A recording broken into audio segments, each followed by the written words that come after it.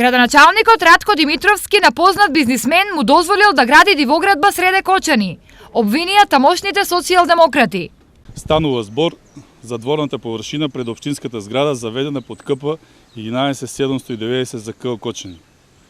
Објектот изграден спротивно на законот за градење, поради тоа што за извршената градба не постои соодветна градежно-техничка документација.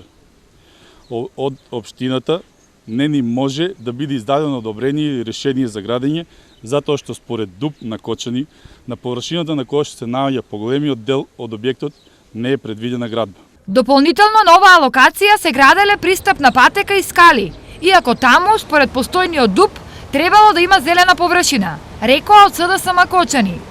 На денешниот прес тие директно се обратија и до кочанскиот градоначалник. Градоначалникот Ратко Димитров треба да им објасни на граѓаните на Кочани дали и со кое право злоупотреби државно земјиште за реализација на бизнис договор.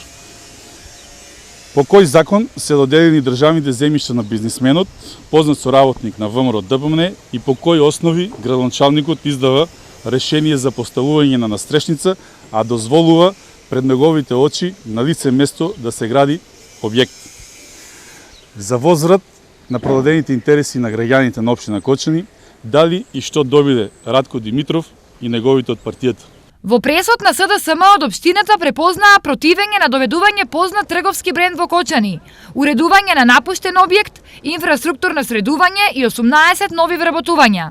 Фактите се: објектот и земјиштето се на Сдруженијето на пензионери од Кочани и тие во нивна постапка го изнајмиле на најповолниот понудувач. На нивно барање за потребите на инвеститорот издадено е решение број 22-379 од 9 јули 2015 година за осовременување на објектот. Ние се залагаме за создавање услови за секој нов инвеститор и за секое ново работно место. Затоа сите обвинувања ги сметаме за нелогични и отфрламе какво било партиски, бизнис делки и незаконски дејствија.